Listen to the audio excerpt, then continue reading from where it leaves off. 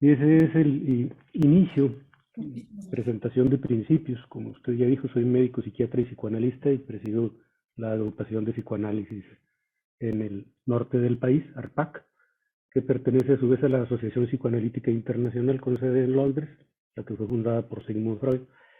Y el psicoanálisis, como es del conocimiento público, trata de explicar el funcionamiento mental en términos de motivaciones inconscientes, de las cuales vemos sus manifestaciones en la conducta, en el modo de sentirse de las personas, en el modo de actuar, en el modo de hablar y en los síntomas que presentan.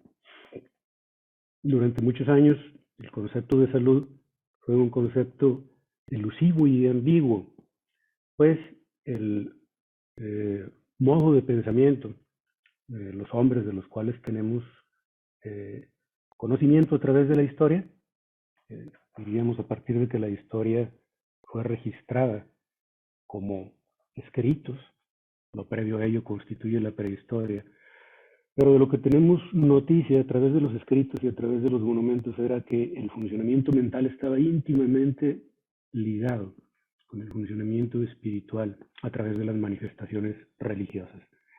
Es decir, la comprensión del individuo de sí mismo, de su propio funcionamiento mental, estaba íntimamente ligado con formar parte de un todo que era a su vez regido por divinidades. Hay una teoría interesantísima que les reseño muy brevemente, que todavía hasta la época de los romanos, los poemas homéricos, de los que tenemos noticia, por los diálogos que los héroes desarrollan con los dioses que les mandan ir a batallas o desarrollar ciertos eventos de su vida.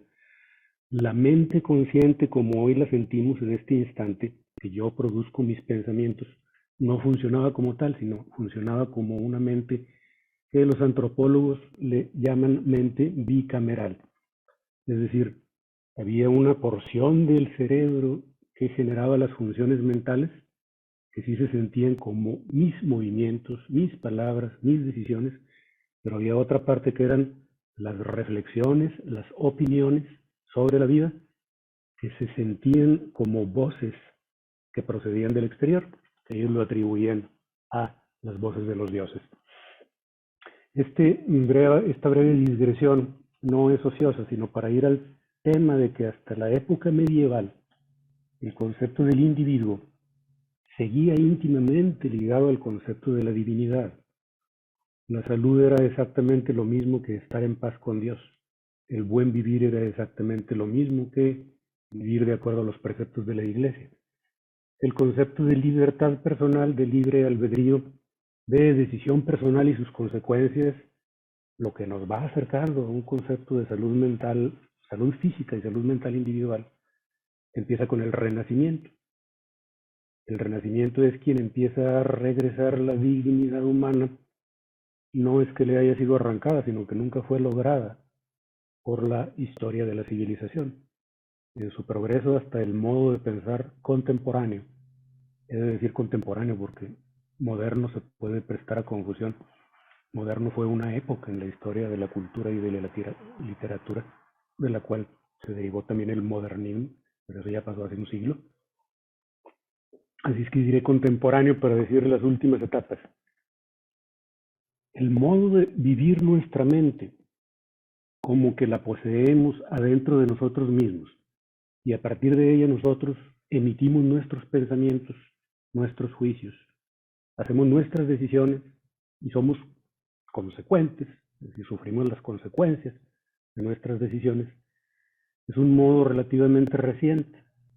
Y de hecho, ya para ir entrando en materia de la diferenciación entre psicopatología y salud mental, la capacidad de discriminar aquellas influencias que nos hacen sentirnos de tal o cual modo, es decir, aquellas influencias sobre nuestras emociones, como aquellas influencias sobre nuestros pensamientos, poder discriminarlas si provienen de la realidad externa o si provienen de mis propios recuerdos, temores, deseos, fantasías, olvidados, reprimidos. La capacidad de discriminación es una de las elementos que evaluamos en psiquiatría y en psicoanálisis con mucha atención para poder determinar el grado de salud mental en el sentido clínico. Ahí voy entrando al tema y me voy acercando al punto que yo voy a cuestionar, que espero que les sea de utilidad a la audiencia. Fíjense bien ustedes, la definición general de la Organización Mundial de la Salud, con la cual crecimos aprendiendo desde la época de la primaria, la secundaria, la preparatoria, la universidad, nos la define como el máximo grado de bienestar físico, psicológico y social, y no solamente como la ausencia de enfermedad o síntomas. Y en todo aquel tiempo yo decía, qué bonita definición. No solamente no estar enfermo, no solamente que no me duela el estómago o la cabeza, o tenga hipertensión, o tenga alguna limitación para mi funcionamiento, sino aparte que me sienta muy bien, que esté en un grado máximo de bienestar adentro de mi propia cabeza, de mis propias emociones, de mis propios pensamientos, y que esté muy bien en relación con los demás. Y esa definición, hasta donde todavía chequé ayer en las páginas oficiales, prevalece. Esa definición, debo decirlo con respeto, la Organización Mundial de la Salud, que hace tareas muy favorables a la humanidad, esa definición está idealizada, es inalcanzable. El máximo grado de bienestar físico y mental es un estado que no se puede tener de manera persistente. No se puede tener de manera persistente por la naturaleza misma de la vida, del desarrollo físico y psicológico, y la naturaleza misma del propósito por el cual surgió la mente como un instrumento evolutivo. Para no resultar muy ambiguo, en esta breve historia del desarrollo mental que al principio de la plática les comentaba, el funcionamiento mental, el ser consciente de quién soy, de dónde estoy, de qué está pasando a mi alrededor, de cuál es la historia de mis recuerdos y, por consecuente, cuáles son las posibilidades de mi futuro. Este grupo de funciones mentales se han desarrollado para enfrentar los peligros de la realidad externa, adaptarse a ella y sobrevivir. Ha sido una función adaptativa y de sobrevivencia. Luego, entonces, las principales cualidades, ya no solo mentales, sino también físicas, el hecho de que tengamos extremidades para poder mantener fuera del alcance elementos que nos ponen en peligro, que tengamos locomoción para alejarnos de los peligros y que tengamos un aparato mental que nos orienta en todas esas tareas, es precisamente para defendernos de algo que desde afuera y ajeno a nuestra voluntad nos está siempre atacando, poniendo en peligro, al cual tenemos que estar escapando. Entonces, la definición del máximo grado de bienestar como un estado permanente, así lo engloba la definición implícitamente, lograr eso, alcanzar eso es la salud. Pues debería ser matizado que es transitorio, que es solo por pequeños momentos cuando se logra esa adaptación al medio y al siguiente momento la realidad externa ya cambió y entonces el estado físico y mental cambia también. Bien, la definición de salud mental, como bien usted, el licenciado Lucero, lo confirmó, lo complementó el título de mi plática al principio, la paradoja de la salud, usted dijo mental del momento, yo había dicho de la salud general del momento, una salud que enferma, viene ya a descansar en lo siguiente. Afortunadamente las páginas oficiales de salud mental sí integran el elemento de el grado mayor de equilibrio del funcionamiento mental, el cual lo incluyen como psíquico, emocional, parece ser que están tratando de decir cognitivo, o sea, de cómo nos damos cuenta de lo que está ocurriendo afuera, y emocional, es decir, de cómo reaccionamos a ello individualmente, para adaptarnos a la realidad externa y a la realidad social. Sí incluye el elemento de adaptación, y ahí es donde ya yo doblo hacia la segunda y última parte de mi conferencia, de mi plática. Suena muy pomposo conferencia. Y estoy haciendo nada más una exposición de motivos. Resumiendo, en la primera parte he tratado de definir cómo la naturaleza misma de la mente como una herramienta evolutiva del hombre sigue teniendo una función hasta la actualidad en que sirve para adaptarnos a una realidad siempre cambiante y que el concepto oficial de salud en el cual hemos creído por décadas resulta un concepto idealizado. Sería solamente lograble en un ser que estuviera en un medio estático para poder alcanzar ese máximo grado de bienestar de manera persistente. Y ahora vamos avanzando a que la definición de salud mental sí tiene este componente dinámico en el tiempo y en el contexto para adaptarnos al medio. Y entonces, ¿ya de qué me quejo? ¿Ya cuál sería mi obstar contra esta definición? El concepto de adaptación. El concepto de adaptación también ha variado con la historia y voy a dividirla en dos grandes épocas. De la etapa que ya había parado del Renacimiento hasta la etapa, vamos a decir, de la posguerra, después de las dos grandes guerras, ha habido un cambio en lo que son las nociones de interacción en los seres humanos. Si bien ha estado la tradición judeo-cristiana y las tradiciones religiosas como un parámetro para poder siempre referir al hombre hacia lo que es bueno y lo que es malo en relación con la interacción con los demás seres humanos, sí podemos como quiera entresacar de cada época que hay una mentalidad social de qué cosa está bien hacer en función de los demás y qué cosa no. Y ese patrón de normas que rigen nuestra conducta es enseñado por nuestros padres, ya sea con el ejemplo o con las palabras que lo contradicen, o al revés. Las palabras dicen una cosa y el ejemplo dice otra. Con lo que ya en esta época en la que la mayoría de la población asiste a la escuela, se les dice que deben ser los códigos de ética. En fin, hay un conjunto de actividades humanas culturizantes que le van diciendo al individuo más o menos cuál ha de ser esa adaptación a los semejantes y al medio a través de qué conductas individuales. Del Renacimiento hasta la época de las guerras, los valores de fuerza, dominio, seguridad, asertividad, certeza, resistencia, heroísmo, eran los que normaban la conducta de los individuos en tanto llegar a sentirse adaptados al medio. Sentirse adaptados al medio era no solo la capacidad de sobrevivir, sino la capacidad de triunfar y dominar. No estoy aludiendo con ello a ninguna crítica política o social de las naciones que colonizaron y dominaron a otras, etc.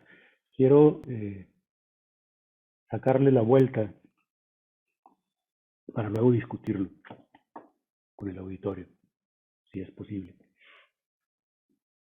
El asunto es que de esa historia de las civilizaciones ha quedado, inclusive para los vencidos, no se diga para los triunfadores, quedó el sistema de valores de la antigüedad, que era un sistema de valores basado en la adaptación, equiparable a la fuerza, al dominio y al triunfo. Todas las epopeyas de las que tenemos noticia todos los himnos guerreros que todavía forman parte de nuestra actualidad. Nuestro propio himno nacional es un himno guerrero. Cantan a un modo de ser en el cual el hombre ha de ser capaz de sacrificarse a sí mismo en aras de sus ideales y en ello ha de usar toda su fuerza, todo su valor, y en ello ha de atacar cualquier hombre, bestia, obstáculo que le corte el paso. Sin querer vine a decir un renglón de una prosa poética de Amado Nervo. Dice: nunca en la vida encontrarás vía libre, el destino por todos lugares ha de querer cortarte, ha de querer obstruirte, pero dice Amado Nervo, el monje de la poesía, y hay un placer activo y viril en vencer sobre la bestia, brincar sobre la piedra o cualquier cosa que te corte el paso. Suena bonito, ¿no? Leía uno eso de niño y era muy, muy emocionante. En fin, ¿qué es el valor? Los valores que en este momento hemos de llamar antiguos. Después de los horrores de las guerras ya culturizados a través del cine, a través de la literatura, a través de todos los modos de penetración social, tales valores han sido cuestionados gradualmente. La época de mayor cuestionamiento llegó entre los 60 y los 70, en que se cambió radicalmente a los valores de amor y paz, fraternidad, convivencia pacífica entre los hombres, ayuda, solidaridad mutua.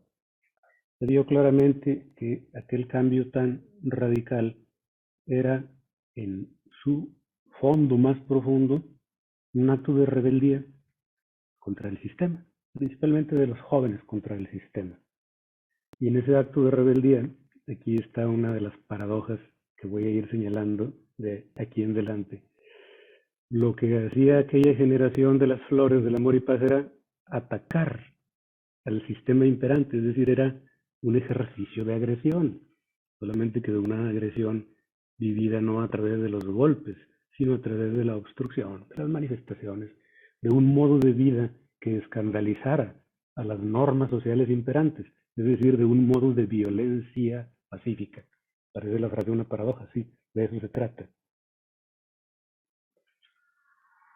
Los autores de la época del amor y paz y las flores conquistaron su derecho a vivir en comunas hippies, se fueron a vivir a los campos, a los bosques, y luego de algunos meses o años regresaron de allá a las ciudades y les preguntaban: ¿y qué pasó si ustedes iban a vivir el amor y paz en lugar de esta sociedad hipócrita, agresiva, que le gusta la guerra? Y decían los hippies de aquel tiempo: ya nos dimos cuenta que lo que nos gusta no es vivir la paz de las montañas, lo que nos gusta es vivir criticando al sistema imperante.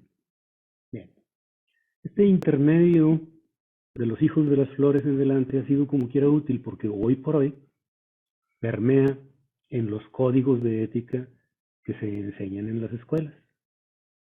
Lo que me tocó escuchar del colega que estaba hablando acerca de los beneficios del deporte para el poder superar muchas inseguridades personales y del trabajo en equipo y de la convivencia en grupos en los cuales la ayuda que se den unos a otros son los nuevos valores con los cuales se trata de ir modificando los antiguos valores basados en la fuerza.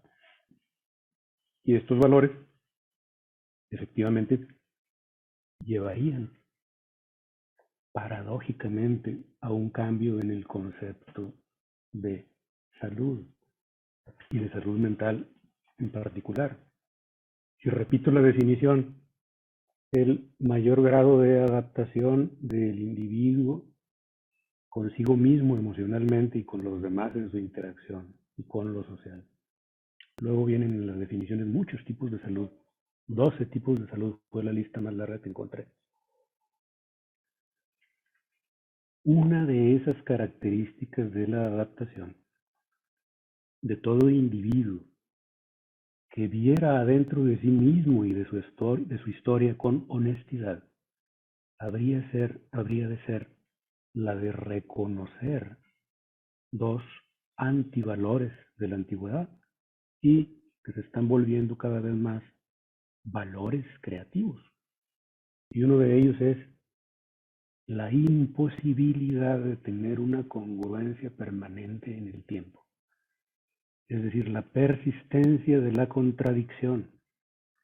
Y esta persistencia de la contradicción entre nuestra mente y nuestras decisiones, entre nuestro actuar y sentir privado y aquello que decidimos demostrar a la sociedad, no verla como un defecto, como una falta de madurez, sino como una herramienta adaptativa al medio, en tanto se logra una mayor estabilidad, a partir de cuya seguridad el individuo ahora sí puede ser completamente sincero por un tiempo. La transitoriedad es también otro de los elementos de la modernidad. Ahora sí me estoy refiriendo a la modernidad líquida como una etapa del funcionamiento mental, psicológico, en la cual el psicoanálisis toma buena cuenta para definir los tratamientos. Pues uno de ellos sería la inescapabilidad, la inevitabilidad de la contradicción. Y otro, del cual yo he sido en este mismo momento víctima, tengo que aceptarlo, la vulnerabilidad, la aceptación de la vulnerabilidad que nos lleva a la última parte de mi plática, que es la interdependencia. Hice toda la introducción histórica y previa a las grandes guerras, reseñé con muchas palabras cuáles eran los valores heroicos de fuerza, infalibilidad, infatigabilidad, seguir siempre adelante, no darse por vencido, tener un heroísmo que terminara en el cadalso, que terminara en la muerte misma, que terminara en que la propia persona se inmolara por un ideal, para luego ir dando el cambio hacia los valores que signan nuestra época contemporánea y dentro de los cuales la imposibilidad de evadir la contradicción, tener que aceptar en nuestro trato diario y cotidiano modos de conducta que son totalmente contrarios a nuestro pensamiento, que son totalmente contrarios a nuestra sensibilidad. Y estoy hablando de todas las formas de vida social, sexual, de preferencias políticas, de modos en que las personas quieren vivir. Hay una contradicción inherente entre aquello que nosotros pensamos y aquello que estamos obligados a declarar públicamente para no caer en desadaptación. Y al último que me estaba ya refiriendo era al de la vulnerabilidad. Los valores antiguos tenían a la vulnerabilidad tachada como un signo de fracaso, cobardía para enfrentar los retos que la vida impone a cada ser, una verdadera desadaptación al medio, y lo que los nuevos sistemas educativos de pensamiento, de entendimiento psicológico y filosófico del ser humano nos dice es algo muy distinto, que yo voy a tratar de resumir en un círculo creativo que se me ocurre bautizarlo como la dialéctica, el giro, el juego, el interjuego entre empatía y vulnerabilidad.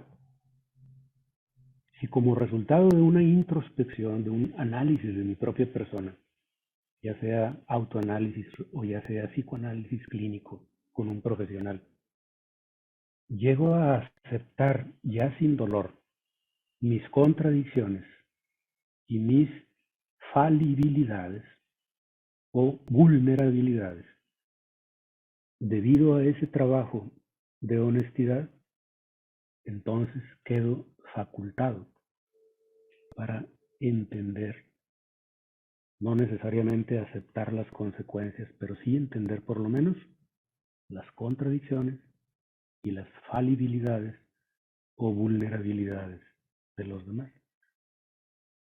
Si esto se repite en un número de individuos, Entonces se volverá un círculo de interacción, no necesariamente protectora, pero sí por lo menos aceptadora y con ello no traumática.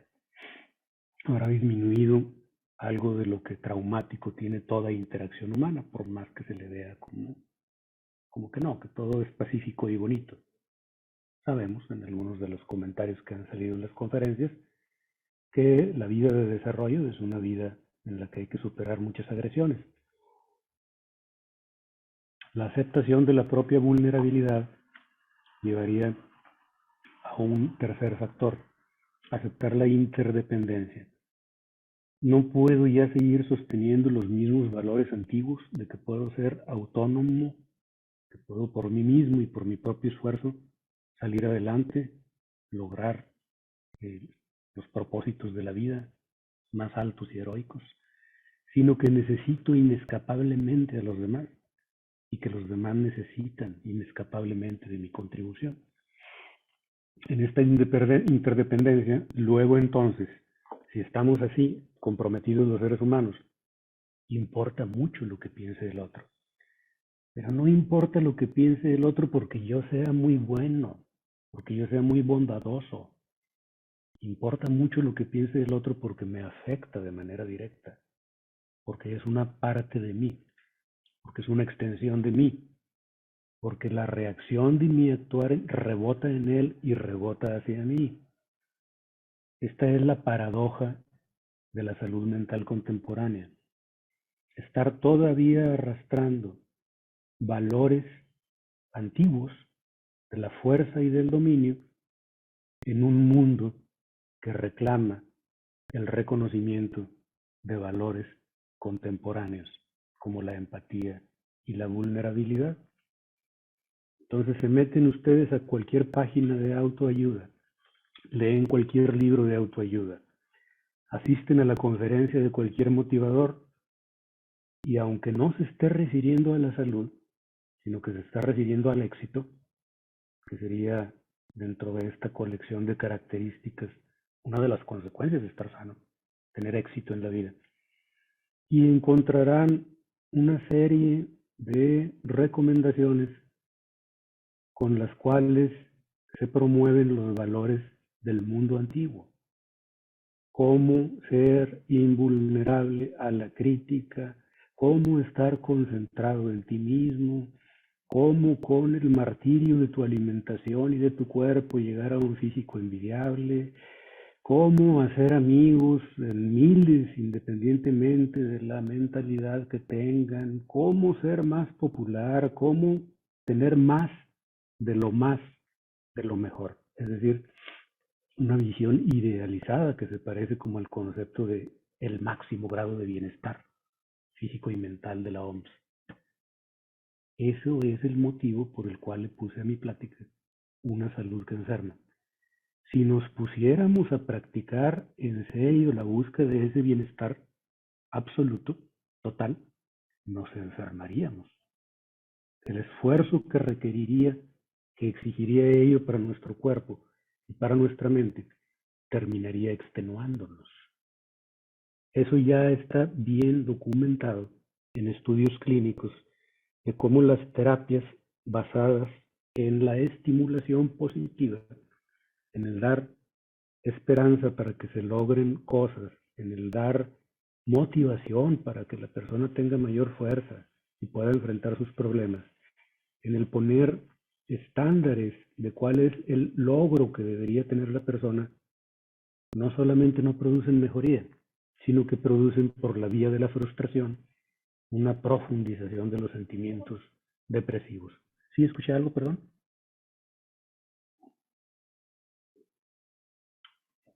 Bueno, pensé que alguien había hablado.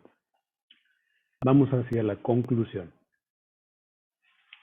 El nombre de mi conferencia de la paradoja de una salud que enferma se resume en leer con ojos conscientes las definiciones y darse cuenta de su exageración idealizada con muy buenas intenciones, pero inalcanzable e incumplible, que si se tomara en serio conduciría a los hombres a enfermar mental y físicamente. Y el lento desliz hacia otra paradoja final, que es la lenta penetración en la mentalidad de los valores contemporáneos, como son la empatía, la aceptación de la vulnerabilidad, que nos llevará a sentirnos interconectados e interdependientes con los demás seres humanos, con lo cual el valor antiguo de la independencia y autonomía quedará obsoleto. Estas son palabras difíciles de escuchar, porque luego entonces parece que están alimentando el deseo de dependencia, el deseo de depender cada vez menos de los demás.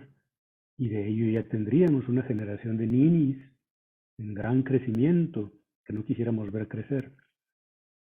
Diríamos que una buena parte de los ninis persisten ninis porque se sienten pre-fracasados, fracasados con anticipación, frente a las exigencias de un imaginario colectivo de éxito inalcanzable.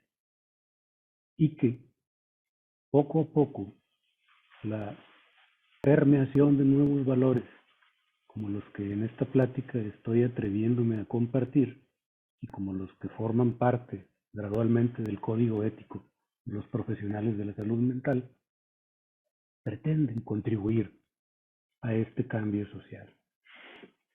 Estoy haciendo tiempo para que se llegue exactamente a la 1:30, faltan 2 minutos, en los cuales quiero aprovechar para agradecer mucho a la psicóloga Lucero del Alba y a todos sus colaboradores y encomiarla a que siga haciendo estos eventos el sábado, el domingo, el lunes, el martes, el miércoles, el jueves, el viernes y en todos los horarios en los que muchas personas puedan acceder al conocimiento psicológico y a la concientización sobre la importancia de la vida interna, de la vida del alma, en su sentido etimológico más puro.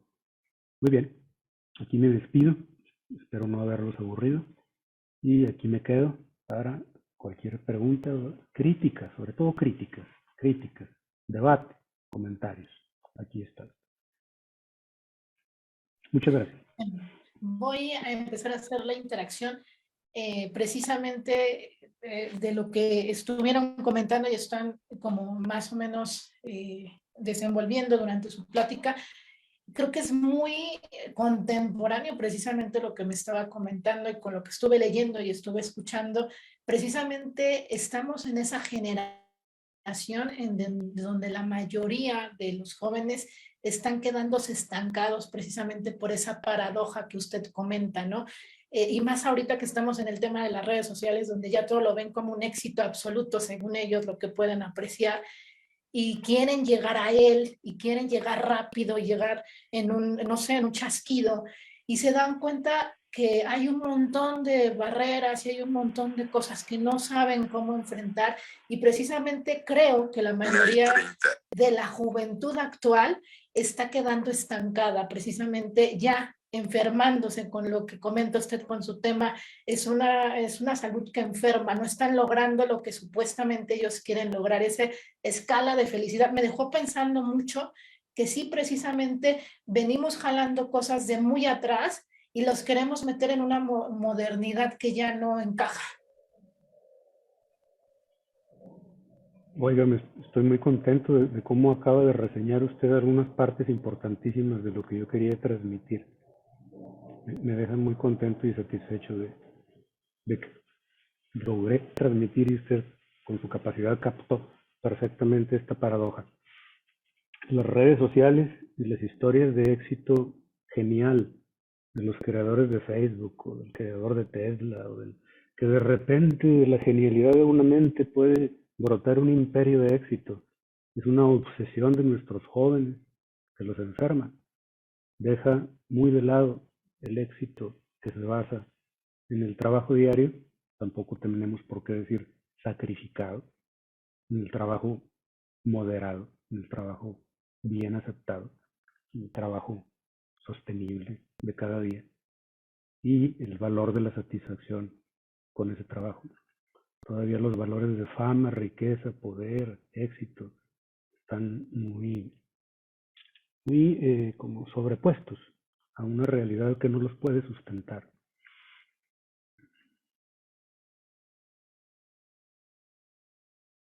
Bien.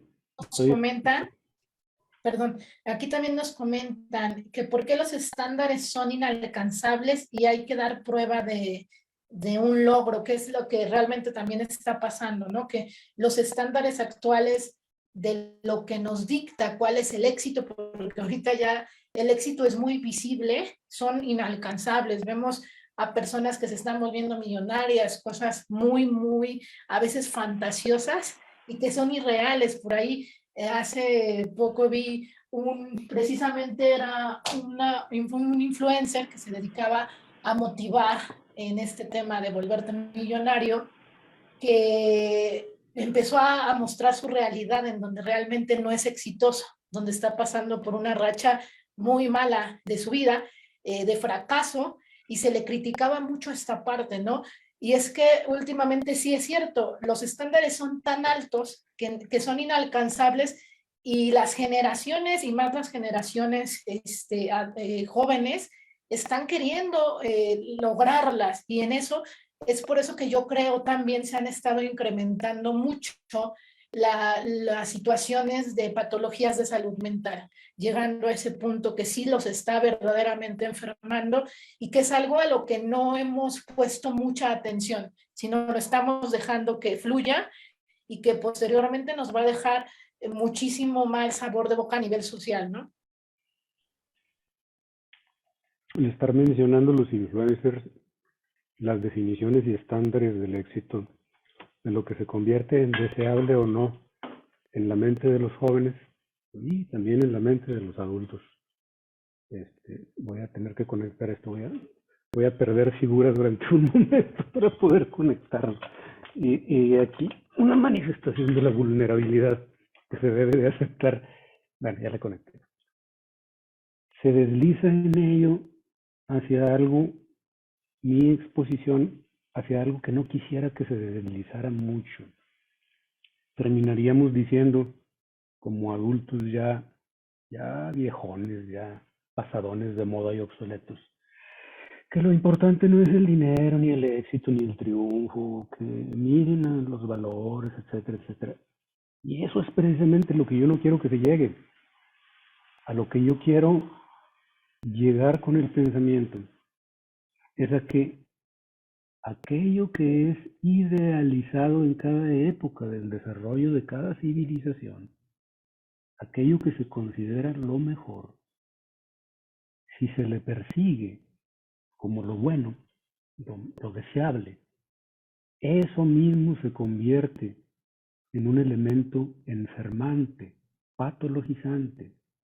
Es decir, que un relativismo y un escepticismo saludable debería estar en cada individuo consciente.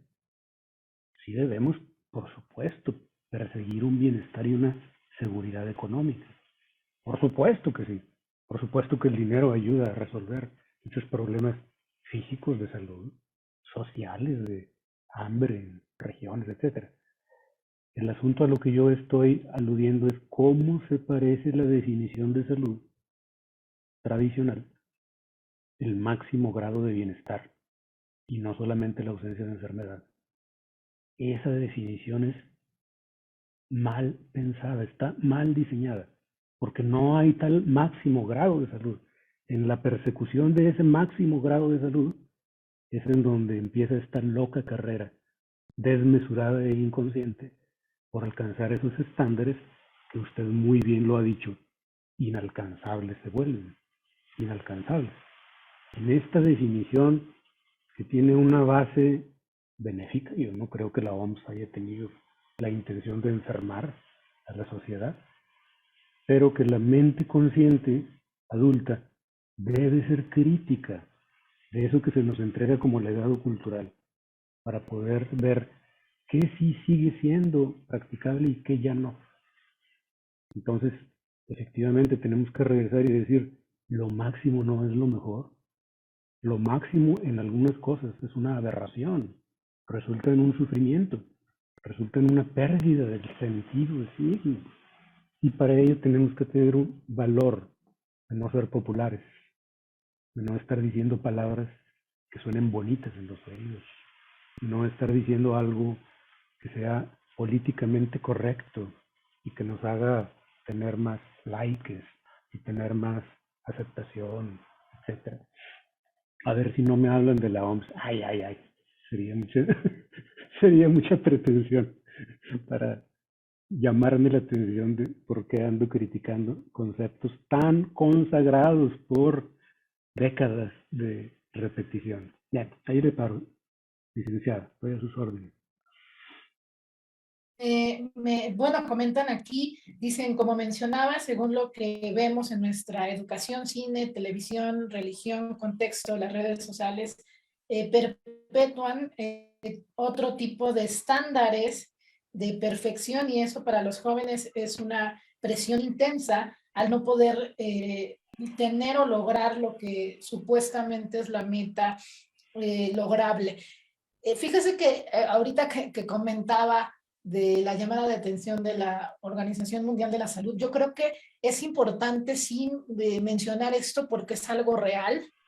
Realmente sí pesa mucho cuando de repente los seres humanos, los jóvenes, los adultos, se llegan a preguntar si verdaderamente están sanos, y más ahorita que estamos hablando de salud mental, y el no poner como un límite pudiera hacer pensar que realmente nadie está sano. Y realmente creo que lo que pretende comentarnos es que tendríamos que llegar solamente a una estabilidad, no lo máximo, sino algo estable que nos haga sentir bien como individuos. Y cada quien tendría su medida, ¿no?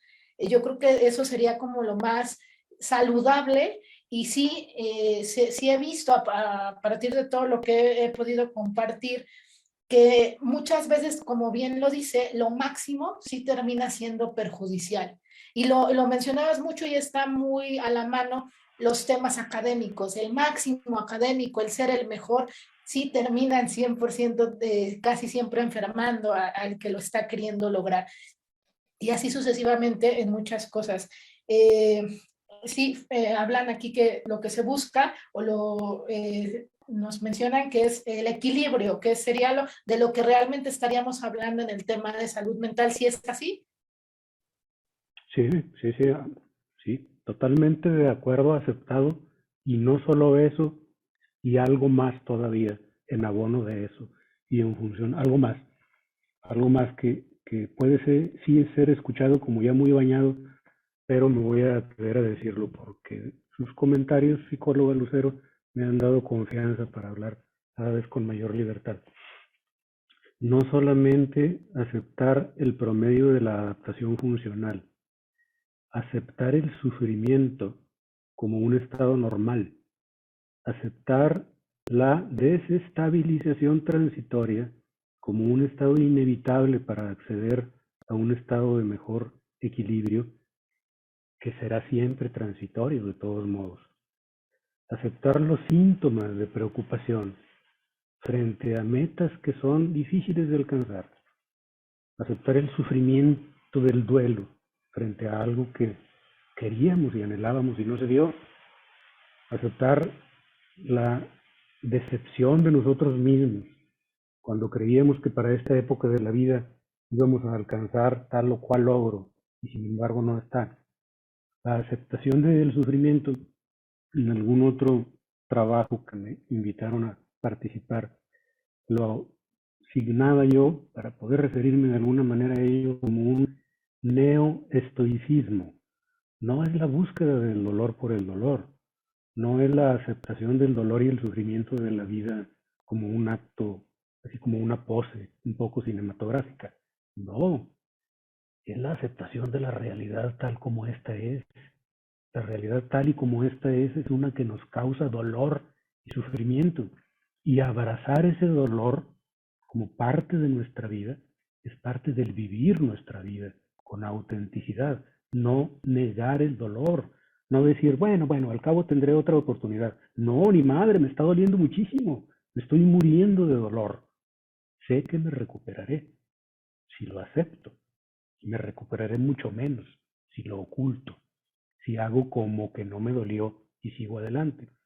Y esta forma de hipocresía bien intencionada forma parte también de lo que vemos en las redes. Gente feliz, gente triunfando, gente... Lo que usted decía que el influencer se atrevió a mostrar, pues que no le está yendo tan bien como dice, etc. Este abrazamiento sincero del dolor, de la falibilidad, de la necesidad del otro, de la interdependencia con el otro, ya no como cosas evitables, sino cosas que son el diario vivir y no tienen por qué ser de otra manera. Y si fueran de otra manera, entonces tendríamos una existencia no humana, sino una existencia que habría que llamarle probablemente imaginaria, probablemente basada en mecanismos de idealización y negación, en mecanismos de distorsión de nuestra propia realidad, que era con lo que empezaba yo mi plática.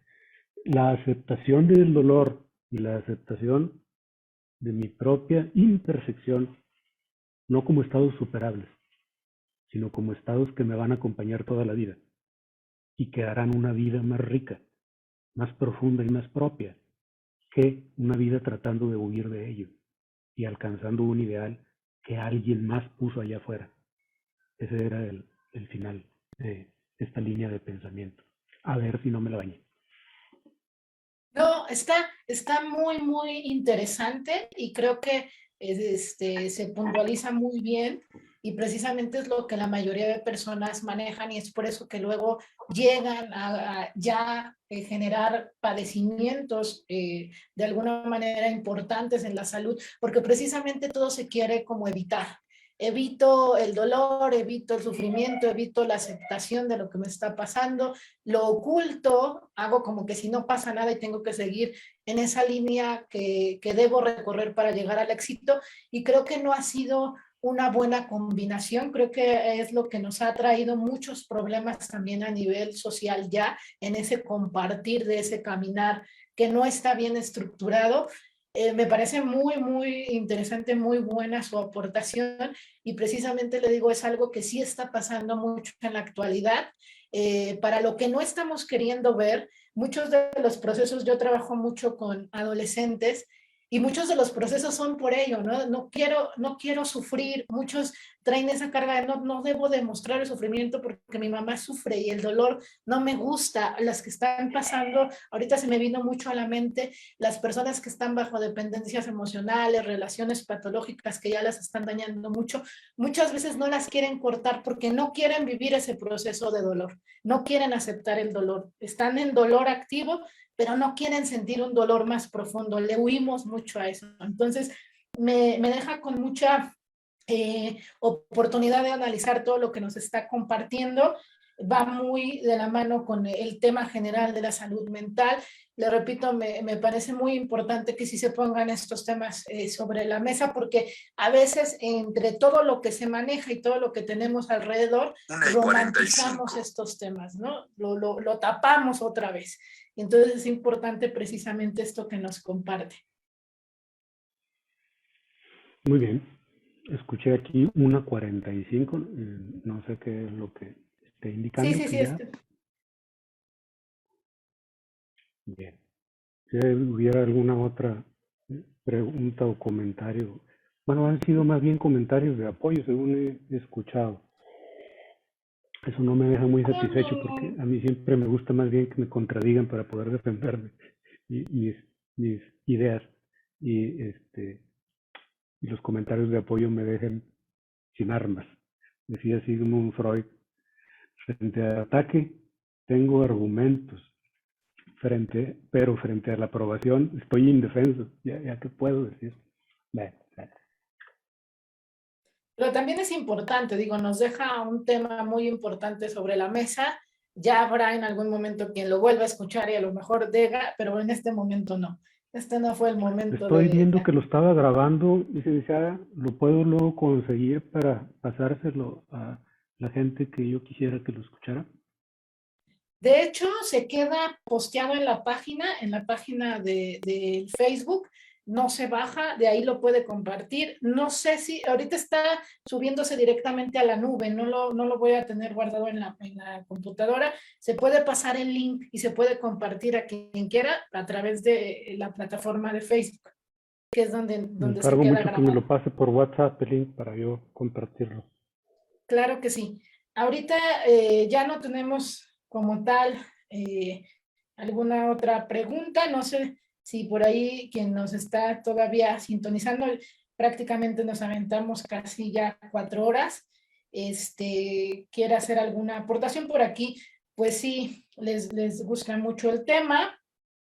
Están que hablan de que es un tema muy interesante y comentarios alusivos a ello. No sé si quiera cerrar ya o dar algún otro comentario usted. Quiero cerrar agradeciéndole mucho. No he tenido el gusto de conocerla personalmente y conozco de su institución a partir de que nos hemos puesto de acuerdo para esta plática. Quiero felicitarla por lo que voy conociendo. He estado escuchando sus comentarios y la manera en que me ha ayudado a exponer y ampliar las ideas que ya había dicho en la plática. Y me deja una excelente sensación que me gustaría seguir trabajando con usted en los proyectos que vengan. Le advierto que a veces digo cosas que no son políticamente correctas y yo con ello siento que es cuando hago el mayor beneficio porque hablo cosas que están en la mente, que están en el imaginario colectivo, pero que quién sabe por qué las consideran como difíciles de decir o incorrectas de decirse. Y en eso en lo que yo le puedo ayudar, estoy a sus órdenes.